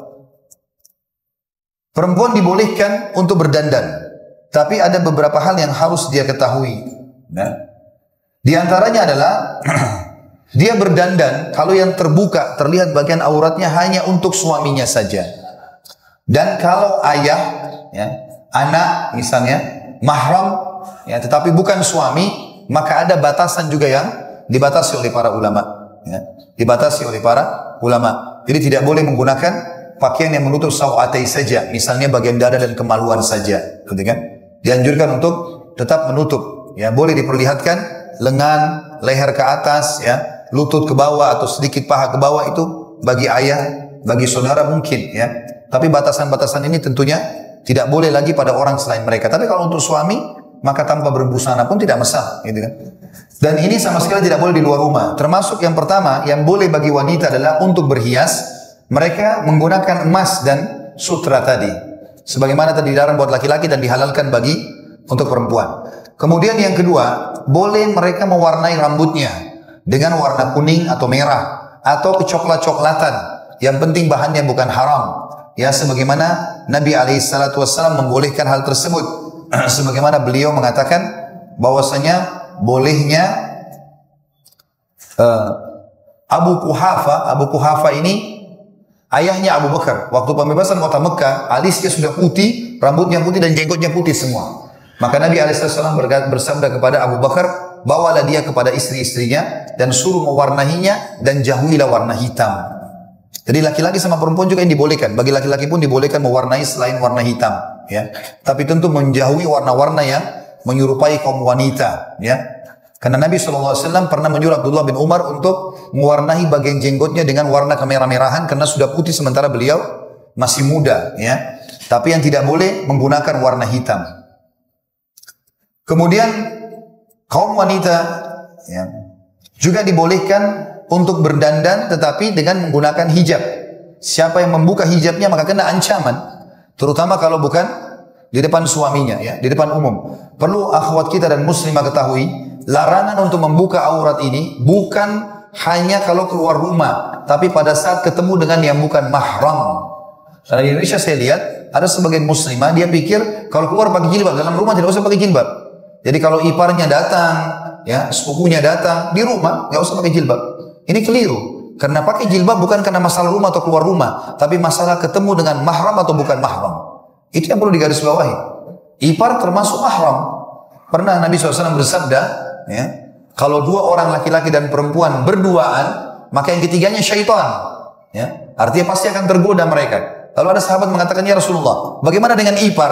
Kata Nabi SAW, alhamul maut. Ipar justru kematian. Ya. Nah, banyak orang salah faham. Orang kadang-kadang membiarkan iparnya, dia suruh antar istrinya misalnya, suruh antar, ya, suaminya atau suruh temani suaminya, ipar perempuan misalnya. Nggak boleh. Nah, tidak boleh dalam Islam. Karena dia orang asing. Walaupun dia punya hak kerabat, tapi dia berbahaya. Kalau terjadi naudzubillah perselingkuhan antara mereka, maka tentu seseorang akan bingung, ini adiknya, atau ini kakaknya, dan ini istrinya, atau ini suaminya. Itu lebih berat daripada terjadi perselingkuhan dengan orang lain. Makanya harus hati-hati masalah ini. Dan bagi perempuan yang masih suka untuk memperlihatkan auratnya di luar rumah, maka ancamannya dengarkan baik-baik. Dikatakan dalam hadis yang sahih, hadis ini diriwayatkan oleh Imam Muslim. Kata Nabi SAW, "Sinfani min ahli nari lam arahuma."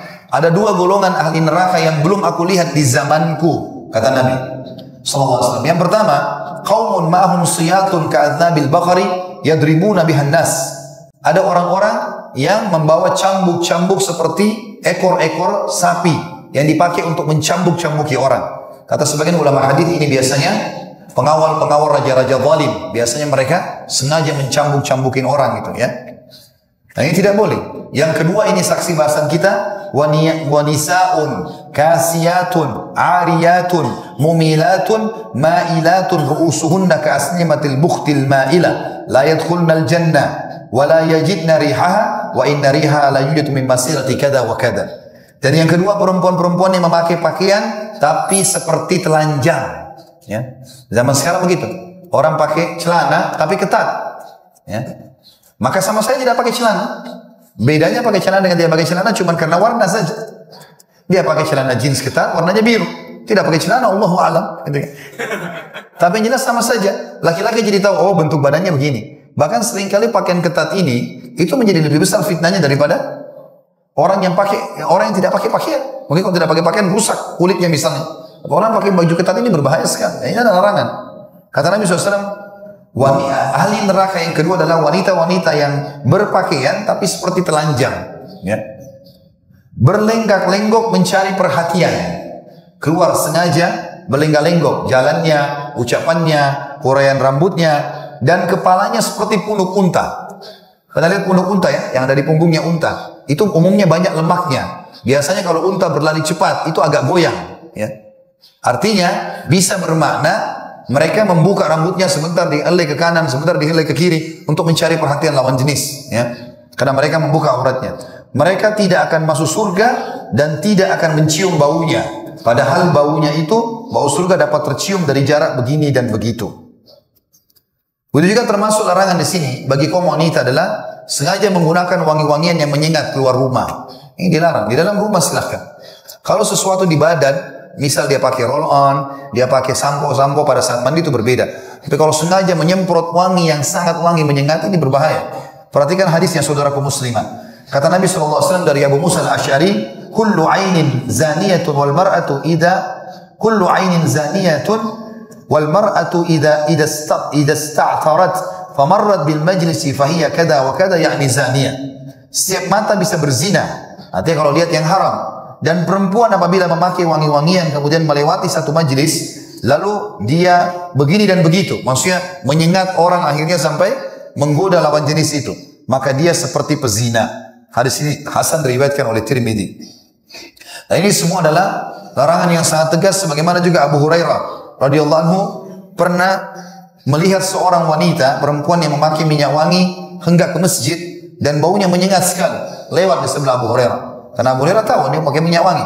Maka beliau mengatakan, wahai hamba Zat yang maha perkasa. Dipanggil perempuan tersebut, mau kemana engkau? Perempuan itu jawab, ke masjid. Maka Abu Hurairah mengatakan, untuk pergi ke masjid engkau memakai wangi-wangian yang sewangi ini? Dia mengatakan, iya. Abu Hurairah berkata, sungguhnya aku telah mendengar Rasulullah SAW bersabda, perempuan yang mana saja memakai wangi-wangian kemudian keluar menuju ke masjid, maka sholatnya tidak akan diterima sehingga dia mandi.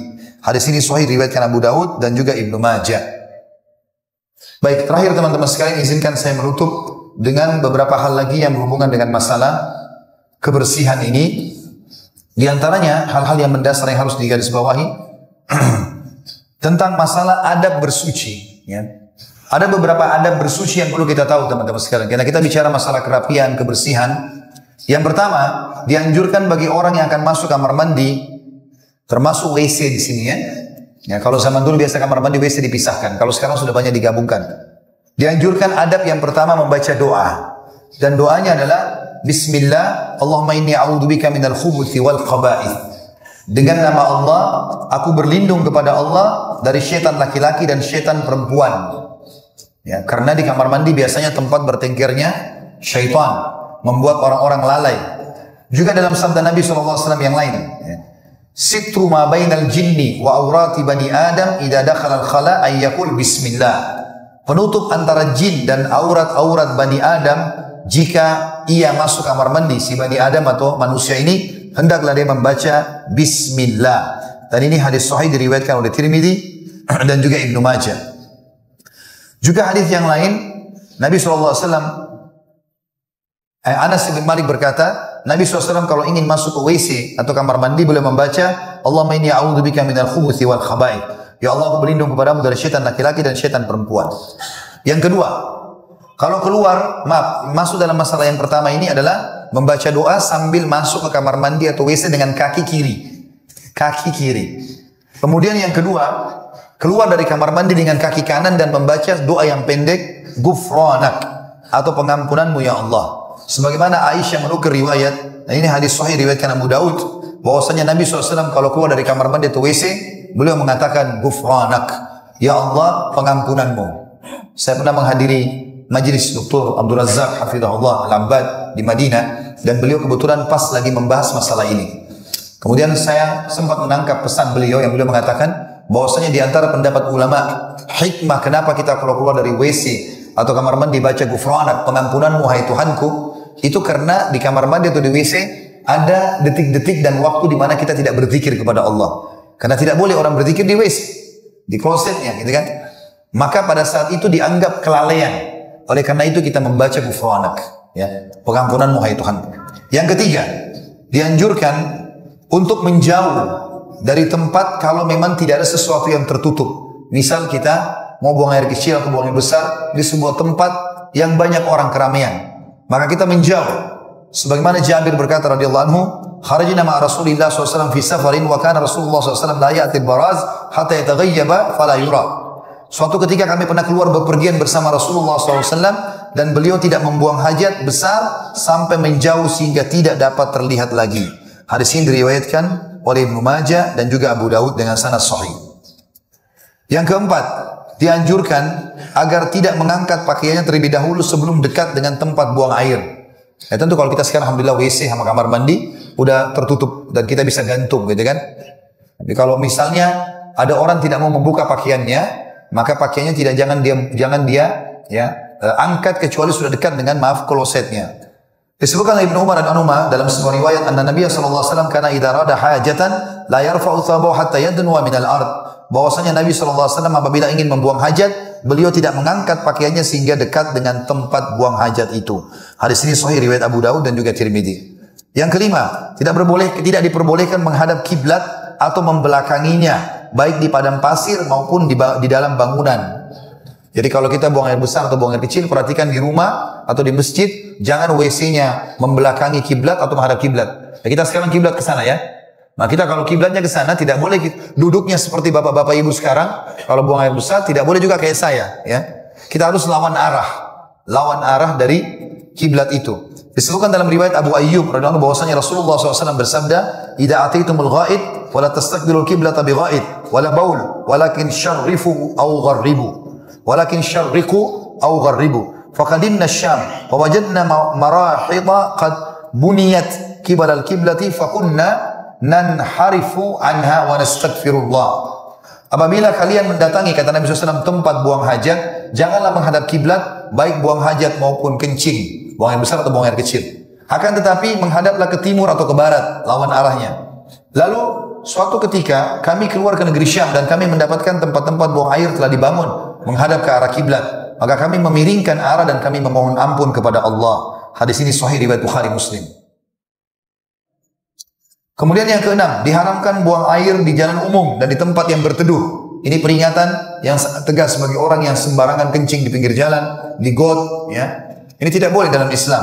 Riwayatnya Nabi SAW mengatakan, ittaqul la'inain. Qalu wa man la'inani ya Rasulullah? Qala alladhi yatakhalla fi tariqin nasi aw dhillihim.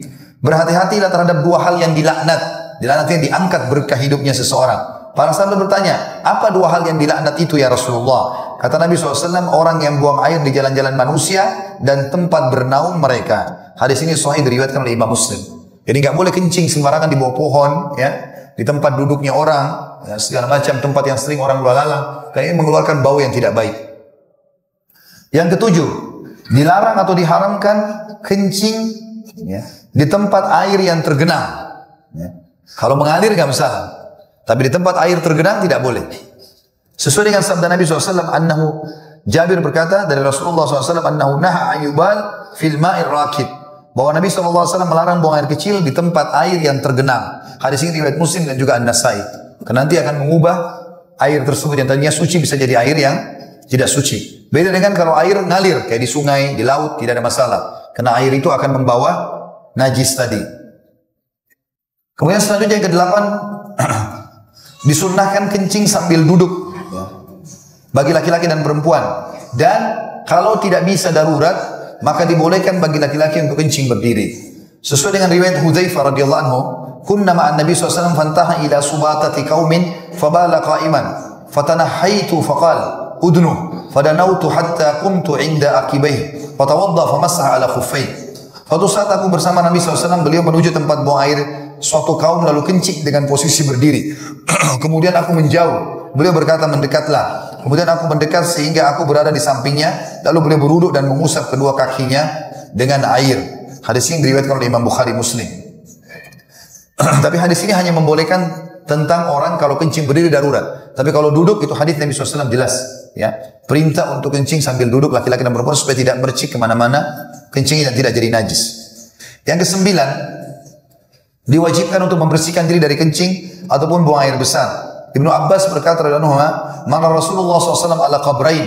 Nabi SAW pernah melewati dua kuburan. Faqal, lalu beliau bersabda, "Ama innahuma la yu'adzabani wa ma yu'adzabani fi kabir." Kedua kuburan ini penghuninya lagi disiksa dan mereka tidak disiksa dengan sesuatu yang dianggap besar. Riwayat lain dikatakan, ya, bal innaha kabir. Sesungguhnya dia adalah bal innahuma kabir. Ya, sesungguhnya bal innaha kabir, sesungguhnya dia besar. Amma ahaduhuma fakana yamshi bin namimah. Salah seorang dari antara mereka disiksa karena suka adu domba. Wa ammal akhar fakana la yastatiru min bauli. Kalau yang satu lagi tidak bersuci, tidak cebok pada saat kencing. Hadis ini riwayat Bukhari Muslim. Yang ke-10, tidak memegang kemaluan dengan tangan kanan ketika kencing ataupun cebok dengan tangan kanan. Tidak boleh menggunakan tangan kanan. Kalau kencing menggunakan tangan kiri termasuk cebok. Disebutkan dalam riwayat Abu Qatadah radhiyallahu anhu bahwasanya Nabi SAW bersabda, "Idza bala ahadukum fala yamassa dzakarahu bi yamini wa la yastanji bi yamini." Jika salah seorang di antara kalian kencing, maka janganlah memegang kemaluannya dengan tangan kanannya dan jangan membersihkan kotoran dengan tangan kanannya juga. Hadis ini hadis sahih diriwayatkan Ibnu Majah. Yang ke-11, diperbolehkan untuk membersihkan najis dengan air, batu atau semakna dengannya. Ya, artinya boleh cebok dengan menggunakan, paling afdal adalah air. Kalau tidak ada bisa menggunakan batu. Sebagaimana Anas bin Malik meriwayatkan karena Rasulullah SAW yadkhulul khala fa ahmilu ana wa gulamu nahwi idawatan min ma wa anazatan fayastanji bil ma. Rasulullah SAW pernah memasuki WC, kemudian aku bersama anak-anak kecil yang seumurku membawa tempat kecil berisikan air dan juga tongkat, lalu beliau bersuci dengan air. Hadis ini sahih riwayat Bukhari Muslim. Juga Nabi SAW bersabda, "Idza dhahaba ahadukum ilal ghaid falyadhhab ma'ahu bi thalathati ahjar yastatiba bihinna fa innaha tujzi'u anhu." Kalau seseorang antara kalian masuk ke WC, maka pergilah dia dengan membawa 3 batu. Bila tidak ada air, ia membersihkan dengan batu itu, karena batu itu akan menggantikan air tadi. Hadis ini sahih diriwayatkan oleh An-Nasai. Dalam menggunakan batu dianjurkan tidak lebih dari 3 batu saja. Sebagaimana riwayat menjelaskan, Salman berkata radhiyallahu anhu, "Sesungguhnya Nabimu telah mengajarkan segala sesuatu kepadamu sampai urusan hajat." Maka Salman mengatakan, "Iya, tentu. Sungguh beliau telah melarang kami menghadap kiblat ketika buang hajat besar, buang air besar, kencing, atau membersihkan kotoran dengan tangan kanan, dan membersihkan kotoran kurang dengan 3 batu. Juga kami dilarang membersihkan diri dengan kotoran hewan atau tulang yang sudah kering." Ya. Hadis ini hadis sahih riwayat Imam Muslim. Yang terakhir adalah Nabi SAW melarang untuk menggunakan, ya, tulang ataupun kotoran hewan yang sudah kering kalau tidak ada air, ya. Sebagaimana Jabir mengatakan, "Nah Rasulullah SAW ayyutamassa bi'almin au biba'ar." Rasulullah SAW melarang membersihkan kotoran dengan tulang dan juga, ya, membersihkan kotoran dengan tulang ataupun dengan kotoran hewan. Hadis ini hadis sahih diriwayatkan oleh Imam Muslim. Itu kurang lebih adab-adab yang disebutkan oleh para ulama tentang masalah bersuci. Dan alhamdulillah kita sudah coba menyempurnakan bahasan kita dengan izin Allah Subhanahu wa taala, menyebutkan tentang dalil-dalil syar'i, perintah pentingnya menjaga kebersihan dan kerapian. Kita juga sudah menjelaskan tentang masalah perhiasan yang diperintahkan bagi laki-laki dan mana yang boleh, mana tidak boleh, perempuan juga begitu. Dan terakhir kita sudah membahas tentang adab-adab kebersihan. Baik, Anda melihat waktu teman-teman sekalian dan kami harus melakukan perjalanan ke Bone lagi karena ada safari dakwah. Mudah-mudahan apa yang hari ini kita pelajari bermanfaat buat kita semua dan dijadikan sebagai tambahan amal kita pada hari kiamat. Dan semoga Sopeng dan seluruh wilayah di Indonesia tidak terkecuali dan seluruh wilayah umat Islam di dunia ini semuanya Allah karuniakan keamanan, ketentraman, kedamaian, dan juga Allah Subhanahu wa taala memberikan hidayah seluruh pemimpin-pemimpin kita agar selalu bertakwa kepada Allah Subhanahu wa taala, dipanjangkan umur-umurnya, disehatkan jasadnya, dan juga dimudahkan oleh Allah Subhanahu wa taala untuk memakmurkan masyarakat dan negerinya atau kotanya masing-masing supaya mendapatkan pahala di sisi Allah Subhanahu wa taala. Dan selalu kita doakan saudara-saudara kita dimanapun mereka berada yang sedang tertindas di Palestina, di Syria, di Yaman, di Irak, di Myanmar, di China sekarang, dan kemarin ada kejadian di Selandia Baru. Semoga Allah Subhanahu wa taala terima para syuhada mereka, mudahkan Islam di tangan mereka dan tangan kita semua, dan mengaruniakan kesabaran bagi yang sedang diuji oleh mereka, serta Allah Subhanahu wa taala memenangkan mereka dengan izinnya. Begitu saja, semoga bermanfaat. Kalau ada benar dari Allah, kalau salah dari saya mohon dimaafkan. Subhanakallahumma bihamdika, asyhadu an la ilaha illa anta astaghfiruka wa atubu ilaik. Wassalamualaikum warahmatullahi wabarakatuh.